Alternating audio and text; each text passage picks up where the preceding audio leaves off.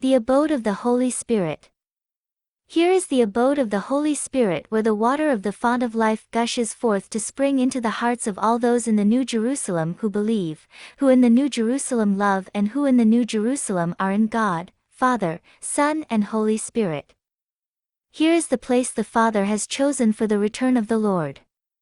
Here is the people of God, one, holy and universal, being formed more and more to be one body and one soul, which beats with the one life-giving heart. The only begotten Spirit blows, advances and manifests, so that the plan of love and redemption may be fulfilled. This is the time when God's children must be ready, because everything is fulfilled, every word, every promise, every action. Jesus' word is timeless and eternal, always conformed in every time one has lived and is living. Yes, yes, and no, no, because the more comes from the evil one. And in this time, where the world is prey to the evil one, so many live only the more, because Satan has taken over in so many hearts.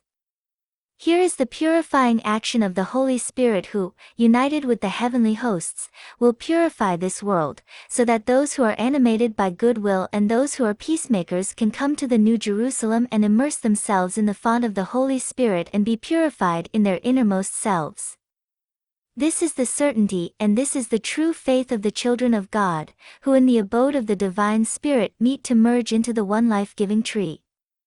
Outside this abode will remain the doubters and the uncertain, those who have not accepted the universal message that has risen from Mother Church, in order to be able to understand the ascension of the Son of God, to be able to understand the ascension of Mary and to be ready to welcome the Lord again in the land of love chosen by the Father, destined to the Son and animated by the love of Mary, in that one eternal love that binds the Mother to the Son to the sons and the sons to the Father. The New Jerusalem is the holy city where the Lord manifests himself as true God and true man, where the Lord sits at the same table with his sons, to live together the kingdom, the house of God, where the Lord looks and scrutinizes, to welcome, caress and live his faithful children, that they may live eternally. In the holy city the last will not remain last, but those who will believe and persevere to the end, without doubt and uncertainty, will be saved. Those who have not and will not have held firmly to faith and those who have not and will not have persevered in believing will be lost, and they will not be able to savor the delights and wonders that for the beloved children will be the quotidianity. A quotidianity not transient but eternal. An quotidianity imbued with the Holy Spirit, that same Spirit with which the Master's first brethren were imbued, who awaited the Comforter to bring life to all, erasing death, to make the Holy Spirit love flourish again in the hearts of all, that love which they had learned to know and to live, and then to make it live to all who were animated by goodwill.